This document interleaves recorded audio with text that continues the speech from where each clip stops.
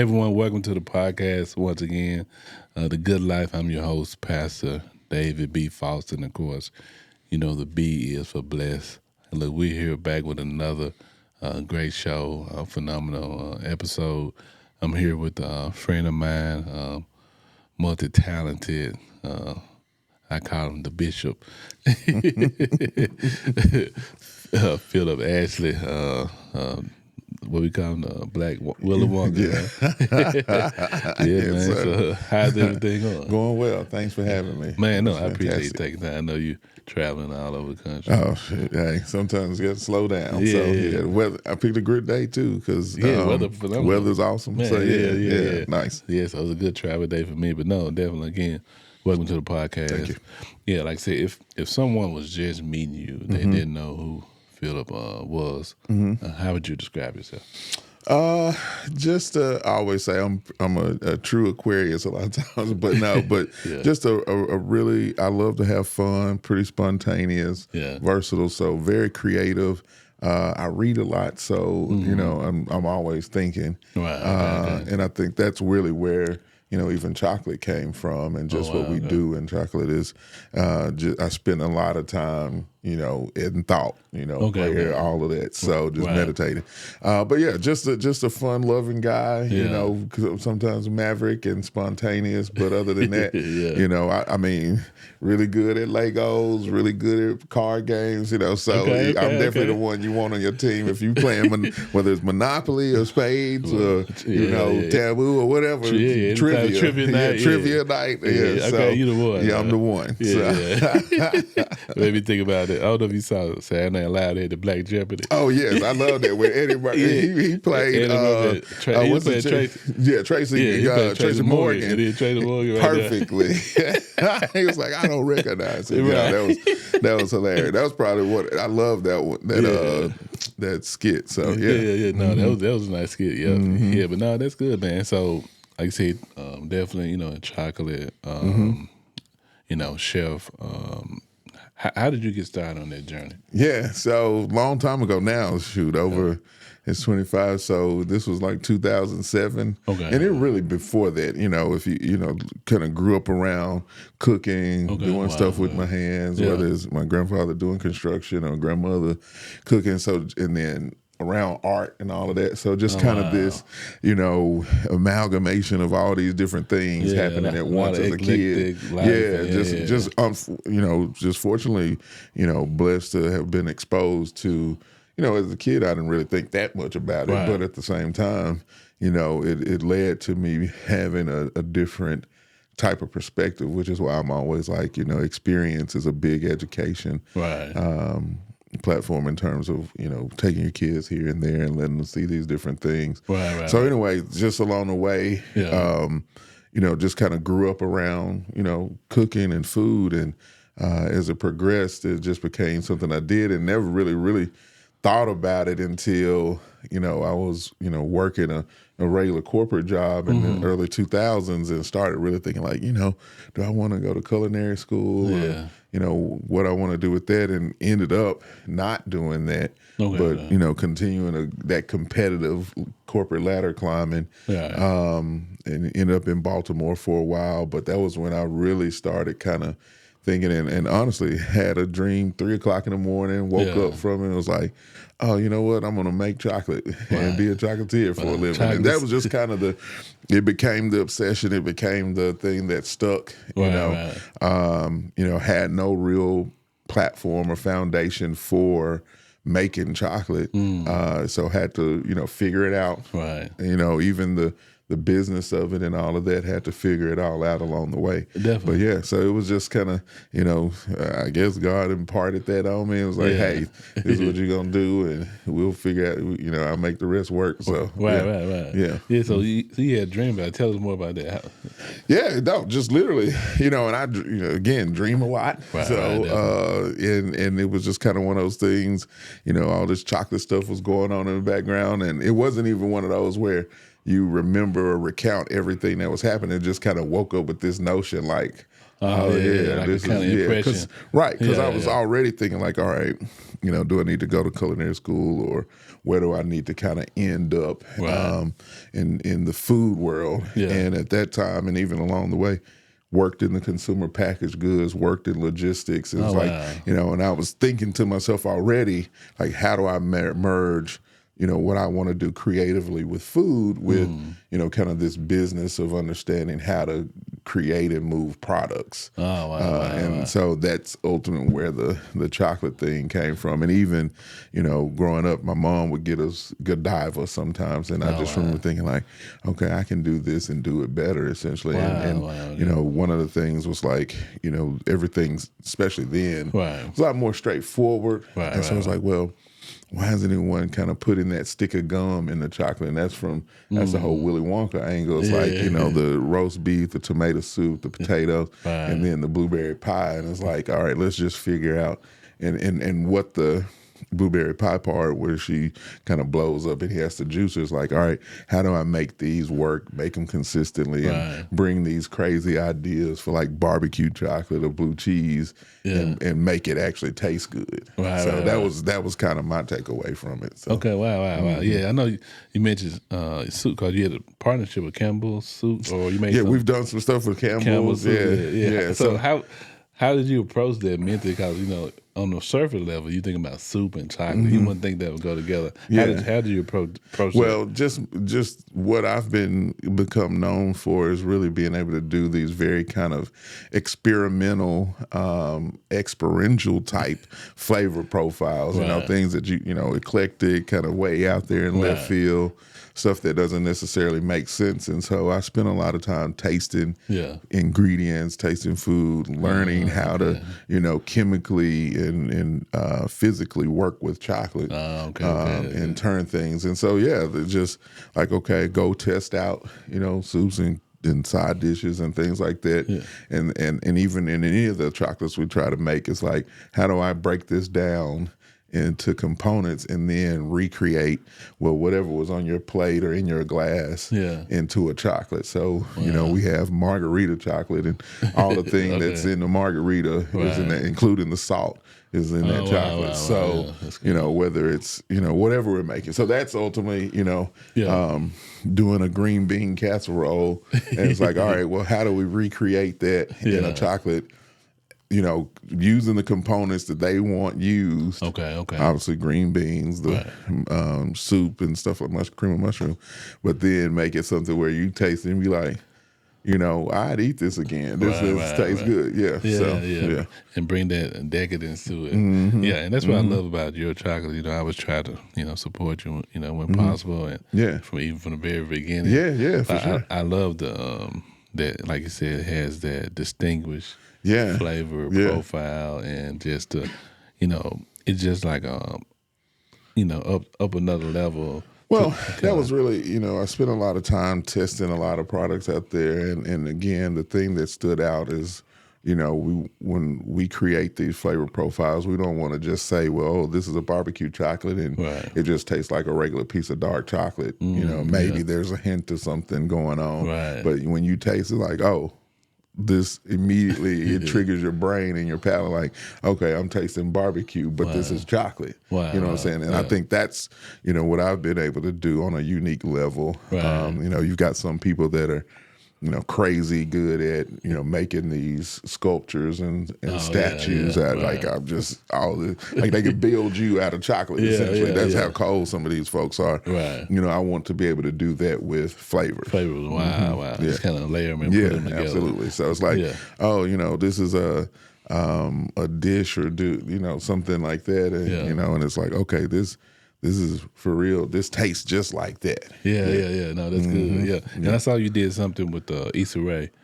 That was back. That was a while ago now, and we just did a kind of a tribute to last season of Insecure, and just kind of, and again with what we've done over the years is kind of like, how do we take a concept or a show or whatever and say, okay, well, what does that taste like? And distill the culture and the DNA of a thing or a company or a concept and into a piece of chocolate. So, right. Kind of like you put your spin on, but still staying true to like the wishes of the client or the customer. And merging the two together. Absolutely. So spend a lot of time talking to them, spend a lot of time researching, thinking about like, okay, well, how do we make this into a reality? Because that's the, kind of thinking of things, dreaming up things, and then say, okay, how do we materialize it? Right. And no, that's good. That's good. Yeah. I love that. I mean, it's just some, a lot of the concepts and of course the names and all that, and it still, like I said, holds true, and to the client, that's what you're doing. Yeah. So For sure. No, but that's good. And then you have a thing that you kind of like you host with the chocolate pairings and the wine. How did they come about? So in the beginning, just because I was wanting to introduce people to the chocolates, like, hey, this is who we are and this is what we do. And just kind of realize what people like going to food and wine pairings. And so I've been doing these since, 2010. So I normally hear about food, wine and cheese. Yeah, wine and cheese or wine and food, whatever. But it was like, at the time, it's like, oh, well, let's, and I was, the chocolates that we create, really kind of lend themselves to, okay, well, this is a port wine, fig, jam, and goat cheese chocolate, so we can pick a specific wine for this. Or this is a collard green chocolate or whatever it is, we can go out and really pair them like we would pair a dish. And and so part of it is showing the versatility, but also the nuance of a chocolate. But then the other part of it is really kind of creating an experience, and then putting a story behind it. It's like, this is the chocolate. This is why we created the chocolate. And this is where it came from, region of the world, the inspiration. And then this is why it goes with this wine, and then tell them about the wine. So a very kind of sommelier or, high level high touch experience about, and so particularly when we were doing it, no one else was, and just really kind of creating an activation or an activity around. So just more than just saying, oh, I got a box of chocolates, I'm eating it. Like, let's create some real experience around it. Wow, that's good. That's good. So is it kind of like immersive, or how does it? I mean, we've done all sorts of things and continue to try to recreate or evolve it, rather not recreate, but where you're more involved. So whether we've done blindfold tastings, just did one for Valentine's for a group where they're taking turns blindfolded and feeding their partner and that kind of thing, and you're having a guest as a team what the flavor, because people taste differently when you take a sense out. And one of the easier ones to take is their sight. So it's always funny how people, really kind of process when they don't know, or when, they don't know what to expect. So that, and we've done tastings where, we pair chocolates with music and have the headphones on. All these various things. It's just kind of figuring out a way. It's chocolate, so just trying to have fun with it. No, I love it, man. And I love the fact, like I said, we've been knowing each other a while. We've been friends for a while, and of course, we get a lot of promotion for athletes and for rappers. But for yourself to be, a black man. In chocolate, not just a chef, but fine chocolate. I think that's beautiful. Thanks. And what would you say to other, young people who may be interested in going to the culinary field? What would you say to them? Yeah, I think that, or culinary, or any other. I have a few brothers that I'm really cool with that are pilots. In other areas and that kind of thing. And so I think just one. What is it that you're passionate about, or something that you're interested in? Because usually that, interest sparks intrigue and passion and all of that. And so I think again goes back to saying, that whole experience and be willing to explore. So even especially parents, more importantly, be able to kind of my mom and dad had us in everything. We might not have stuck in gymnastics for a little time, but we knew how to flip. So it helped us when we were flipping on mattresses and stuff like that. So doing that kind of stuff in the backyard with friends and stuff. But at the same time, just kind of that immersion into various areas is probably my biggest thing. But, really figure out, and I guess the bigger thing is, don't be afraid to say, hey, I tried it. I'm not really into this. Right. Or, I failed in figuring out because I didn't, make chocolate amazing the first times that I did it. It was definitely a process and then a maturation in terms of understanding how to manipulate something in a way and get to the point where I can just do it at a moment's notice and be consistent. So I think that's the other side is just be willing to, it takes. I don't know anyone that's great or awesome at something that haven't put tens of thousands of hours into anything. Right. That they're truly good at that, and particularly if they're better than others. To put the amount of time. So whether it's 3-4 o'clock in the morning. And then do that. So I think that's the first step is figuring out kind of what that thing is for you, then master that craft, master that skill, and then kind of all the other stuff comes with it. Because if you're not good at it, nobody cares. But if you are, you can get people to care. Right. No, that's good. Yeah, I know something that I can't think of the exact quote, but I know Michael Jordan. Oh yeah, he missed 9. He didn't hit 9,000 or something like that. I know what I'm saying. But that's true. It's like you don't hit shots that you don't ever take. Right, that's good. It's like and so that's the point. You can't be afraid to go after something for fear of not making it. I mean, because you honestly miss more than you don't. Yeah, that's true. I agree. And I think baseball. Right. It's one of the few things that you can only do 30% of the time and be considered great. Hall of Famer.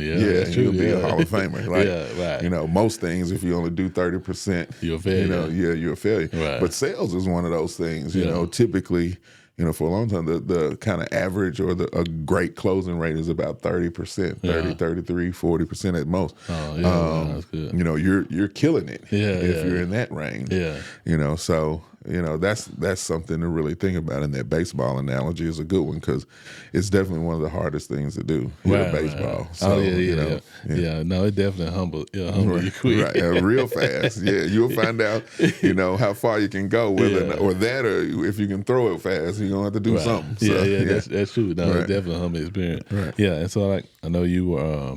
You were on Chop, you competed in that. And so, how was that experience, being there? Yeah. That was cool. I mean, what's so funny, that was, that aired the first time in February 2020. So right before the kind of bottom fall, COVID thing hit. But somebody texted me literally this past Friday, a screenshot. It was on TV. It's been aired dozens of times over the years. Which is so funny to me. It's like, man, I should have got some royalties from this. But it's been on the air a lot. But it was I'll tell you, it's one of those things that definitely tests, your ability, not even to cook. Whether or not you can or can't do that, I think that's already established. But how well you do it under extreme pressure, because that time, it seems like it goes like 5 minutes. It feels like forever, and it feels like no time at all at the same time, which is weird because you'll be like, okay, you got 5. So your ability to kind of slow down. But also think really quickly on your feet, because you only have but so much time to go grab ingredients. You obviously only, and all of us being like, they don't stop once that clock starts rather. They're not saying, oh, well, you messed up, let's stop and reshoot. Otherwise, we'd be shooting that juggler for 3 days. It's literally a day long shoot. Now, the further you go along in the process, the more time. I was there all night. Okay, I got there at like 5:30 in the morning. Yeah. I literally didn't leave till almost 3 o'clock the next morning. Oh, wow. And then had to catch a flight like at 6 in the morning. So, it's because I made it through the end. But, but that clock gets rolling and it's like, dang, 45 minutes feels like 2. It's just, again, being able to kind of plan and process, and you don't get to take anything. They don't have window. So it's like they make sure, that you get a true sense of, that pressure. So, I mean, and it was freezing cold in there and I was still sweating. I think it was more of a nerve thing and you moving and trying to make sure this is right and this is correct and this is good and I don't look stupid on air, that kind of stuff. So, I always heard it's something about them lights, for when sure. The pressure comes, the lights hit different. Right. How the hell was it just be? It's just everybody. Because but I was definitely, and I was like, man, because it's more the adrenaline pumping than anything, because you're having to, again, like, do something that's very precision based.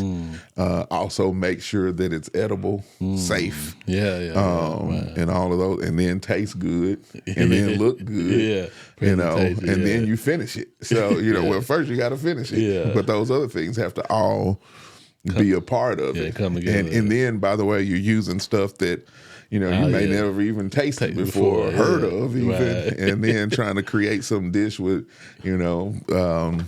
salty fingers, and things like that. So I mean, they come up with the craziest stuff. They do. They come up with make a composed dish out of this ingredient that doesn't go in anything anywhere anyway. No, that's good. I guess that benefit being creative and having a good palate.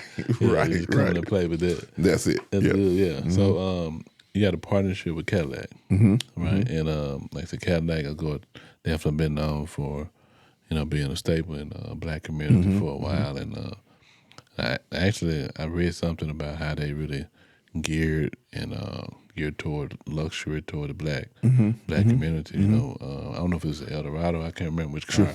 But so how did that partnership come about, and how's it been for you? Yeah, it's been good, and just from a historical standpoint, you see all the stuff where the Black community really kind of helped Cadillac in the 50s and 60s, at a time when we really didn't have other options, and even then buying the various Cadillacs over the time, and so, but no, they reached out.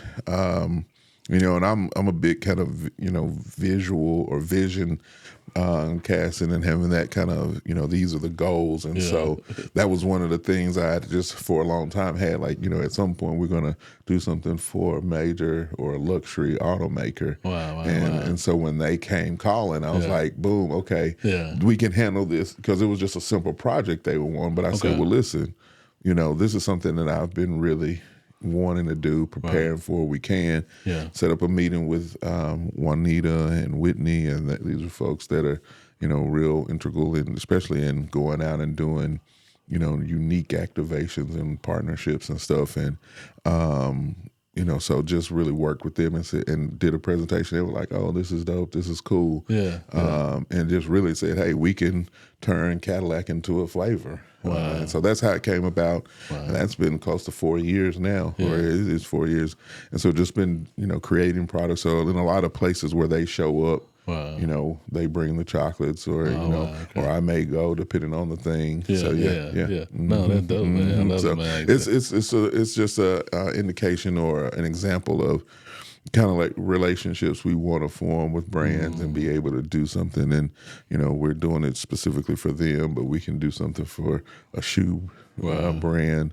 So if Nike ever want to call up, that kind of thing. You ready to go. You got a couple things working. Right, absolutely. As soon as they call you, Jordan holler at me. So you can release it. Or a penny.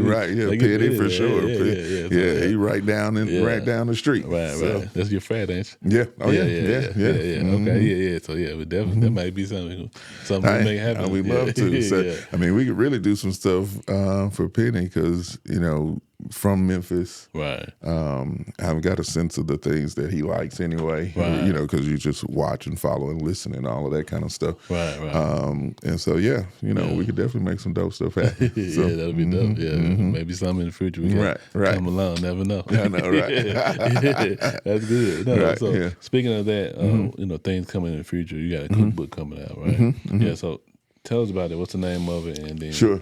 You know what makes this different from the regular traditional cookbook? Yeah, so the cookbook is for the love of chocolate, and it is on Amazon right now. So if you search Phillip Ashley Ricks, which is Ricks is my last name, R-I-X, you know, that comes out. And so it launched on Amazon, I guess, a week or so ago now. But it's been since the pandemic in the making, you know. You know, started writing it, hired a book consultant, a lady named Susan Puckett, who really helped me kind of put together the book proposal. And then this was like summer 2020. We were in the heart of the pandemic. And I was, you know, just sitting around just like, you know, and Amy Hughes, who is my agent now, I was just like, you know, several years ago, before that, she was like, you know, have you ever thought about a cookbook, blah, blah, blah. I was like, well, no, not really. I mean, but I don't really have one in me. So, you know, I don't want to make one just to be doing something. But then as a lot of us sitting around kind of figuring out, you know, life and what we're going to do. And I was like, you know, my creative juices were going. And I was like, well, this is a time where, you know, I kind of want to go after doing this, you know. And unbeknownst to me, I didn't know how difficult, you know, I didn't know how difficult it was to write a cookbook, you know, because you think, oh, yeah, you know, I'll put some recipes together, blah, blah, blah. Like, no, it's a whole thing. And so the proposal itself was like 41 pages. You know, there's some cookbooks that are that long. And so agent shopped it around. Ultimately, Harper Celebrate decided to publish it. And so they're the cookbook imprint for HarperCollins. So was able to get a major publisher. Thankful for that. No, that's great. Started writing it, you know, late 21, something like that. And because it took me a good 6+ months to just write the book proposal, and get it tight. And then wrote the, you know, she shopped it out, got that done, and that took a while, you know, back and forth, and several different publishers were looking at it. And then hired a collaborator, Julie out in L.A., Tremaine. And so her main responsibility was to keep me tight, you know, check the recipes, make sure they were executable. Because the real thing with the cookbook was, you know, and the big difference to your question was we wanted to create a cookbook, and I wanted to create a cookbook that, you know, there hadn't been one on chocolate, like a full-on, like everything chocolate, in, you know, probably a decade or more. And so, but I didn't want this to be your typical chocolate book where it's like, well, here's some bonbon recipes, and it's real complicated, and you'll look in it, you might have bought it just for the sake of buying it, but you go in and make like,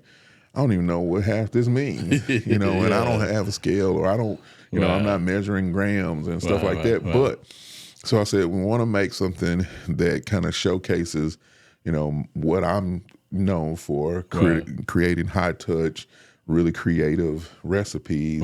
But also, this isn't me making them. This is going to be you making them. Or the lady that goes into the bookstore on Amazon and picks it up, and she's going to be at home making it. And, you know, she's a veterinarian, but she's not thinking about baking, you know, 99% of the time until she gets this book. So those are the people we want, those at-home chefs, regardless of the skill level.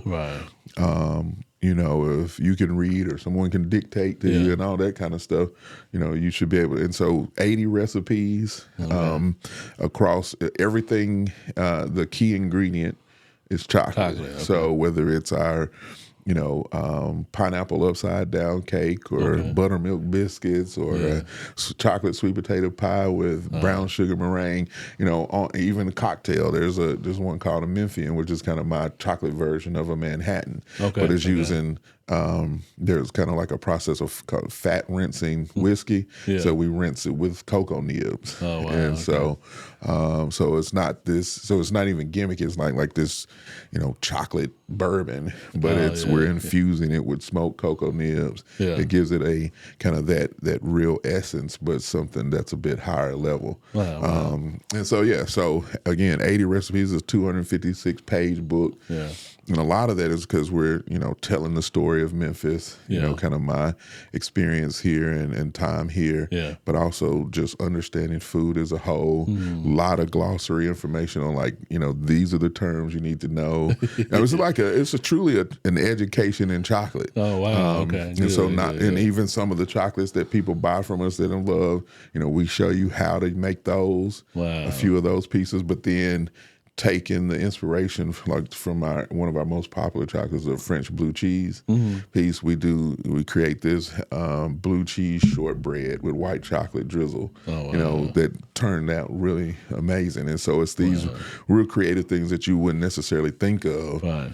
But you make it, and you're like, "Oh, this is amazing." So, that's good. So it releases officially on September 9th. Okay. So it's on Amazon now for pre-order. Okay. So people are pre-ordering. I think we're gonna do some kind of promotion where, we give them a free download of the Dubai chocolate bar recipe. Wow. Okay. Which is something we created just for those that are pre-ordering the book. Yeah. Okay. But then most folks will get it on the 9th, and then that pre-order, and it starts shipping out from the 9th on. Okay. In That's September. good. Yep. Yeah. No, that look good. I'm looking forward to it, definitely. Yeah. So super excited, super fortunate and blessed to be able to. I mean, like I said, it was a lot of work, to get to 80 recipes. I think I wrote about 112 recipes, and then you first whittle down to the first run. Then we categorize everything. Okay, let's move this around. Let's change this.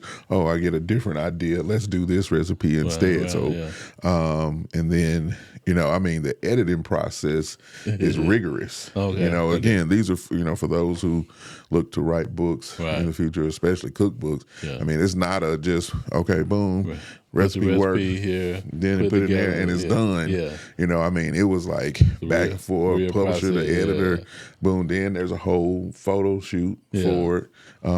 We did all that in Nashville. So, and so it's kind of this back and forth. Oh, check if there were a finer tooth comb, I don't know where one is. So, that's how the process of every little thing and where this is and the placement of that. And, and that, going beyond the grammar and the structure and all of that stuff, that's kind of basic compared to, this dot is here and then let's move it here, or this insert. It's all this other kind of stuff that goes on, and you're like, okay, I see why. So it's, and then, printing is a 6-month process. Just the physical printing of the book takes a long time. And getting the interiors and the cover. I didn't even see the cover till, I guess, a month or so ago. The final cover. And the book was about to be ready to go to the printer. It went to the printer maybe 3 weeks after that. So, because it just went out a week ago. So that's very interesting detail. Like I said, 'cause you think about cookbook, just get a couple of recipes and put them on a page, and that's it. Yeah, the good ones though, there's hundreds of hours, probably, and actually probably 1,000 considering the. Honestly, from start to finish, it was close to 5 years. About 4.5. That's good. I wasn't expecting anything less. So thank you. So I know it's gonna be great. I'm pleased with it. The publishers are pleased with it. It's a gorgeous book. On top of that, so it's a larger book too. So it's kind of one of those ones. Obviously, you can execute recipes, but it's one you can put on display too. Coffee table or whatever. Oh definitely. Dual purpose. I like that. You got a favorite recipe out of this book? Man, shoot. You know what? There's a Grand Marnier. A pineapple upside down cake with a Grand Marnier brown butter sauce recipe. That one, and then the sweet potato pie with a brown sugar meringue. Wow. And so I go around and eat in a lot of places, just kind of inspiration. And I found this one place that had this. It was a lime pie with the brown sugar meringue. That thing was like, 3-4 inches high, and I was like, I want to do this one day. And so my grandmother, and so a lot of the recipes are either tributes to people or places or things. Okay. And so my grandmother did a lot of sweet potato pies because they grew sweet potatoes. So, you're using them for everything. Fries to, we were eating sweet potato fries before that was even a popular thing. Yeah. Everybody's doing it now. But I was a kid eating sweet potato fries. Wow. So, Okay. Yeah. but made a chocolate sweet potato pie. So again, because we wanted to turn everything kind of on its chocolate head. Okay. Add that brown sugar meringue. So that's the dishes come out. Actually, there's a whole section. Some of my all favorite recipes. There's a whole section of all breakfast foods. So okay. and do a Lay's waffle. Bread pudding, stuffed French toast, all these different things. So yeah. So that's probably my favorite chapter of all. Because I just like breakfast and brunch. Yeah, that's good. So yeah. No, that's good. I love the way, like you said, you incorporated Memphis into it also. Memphis is definitely known for being a big food spot. When I'm in Nashville, people always ask me about barbecue. I said Memphis got a lot of good food, outside of barbecue. Right. Yeah. But we still have the best barbecue. So still that, but that's just the what beginning. we known for. Right. That's just the beginning though. I love to see other people like yourself and Chef Tam and different people. Just really, Philip Dwayne, all Philip Dwayne definitely. And Desmond's out there. He's traveling now. I think he's in Texas now. Okay. So just really get that just due, like I said, and just really, that's one of the beauties of kind of like social media, where we're at now. Like, you can be here, but your food can go across the world and people can experience it, visualize it, and and then of course be able to, like I said, hopefully taste it and appreciate. Sure. What you really done with the food, and so I love it, man. Appreciate it. Awesome, man. Yeah. So outside the cookbook, you got anything else coming up next? No, just working on getting everything kind of the last couple of years, a few challenges and stuff like that. But what business doesn't at some point? So and just kind of recalibrating, evolving, figuring out some new things, new flavors, new approaches even. This time it's like, okay, we've been kind of in this one spot for a while. It's like, now I'm just. One of the things I've learned that, nothing was made without taking a lot of risk. And so it's like, okay, we're about to just really go for it and do, take a shot at doing some real major things. And, used to be very kind of passive or modest in the approach and just really kind of focused on, the product, which we've been known for. And so, over the past few years, we've had a few balls drop and, slipped up on a few things, but life got in the way too. Probably my biggest supporter and fan and really best employee was my mom. And so she passed about 18 months ago. And so that was that was kind of out of sudden. It wasn't like a build up. It was like 1 minute traveling, next minute gone. And so that's been a bit of time. And so even that whole journey of like, that's why I'm a big proponent of mental therapy or counseling and stuff like that. That's what new packaging coming up. So some new branding. Definitely new flavors. The way we're doing chocolates from a execution is the same ultimately, but our piece is going to be bigger. So, if we were luxury before, we're going to be ultra luxury. Oh, wow. Kind of being, that the Phillip Ashley chocolates piece is really going to be, more Hermes or Louis Vuitton, like extreme high level. and then we'll do some other stuff as well. So, Okay, that's good, man. Yeah. Definitely. Yeah. Like I said, man, I enjoyed it. Yeah. Thanks for coming out. No, man. thanks for having me. Yeah, we Time appreciate fly when I'm with you, man. So true. So yeah, we can make it. We'll do it again. So yeah, definitely. Yeah, you got some, something else new coming out. We'll get you. Yeah, for sure. Get you back and do something different coming in the future. Yeah, thank you so much for having me, man. Thanks, This was awesome. Thanks Pleasure. again. Yeah, appreciate it. Look, hey, don't forget to like, share, and subscribe to the podcast. Like, we got great, phenomenal guests, and you never know who we have. Like I said, a good friend, Phillip Ashley, here today. So remember, like I said, like this, you get your subscribe, get your post notifications, and remember, there's nothing like living the good life. All right.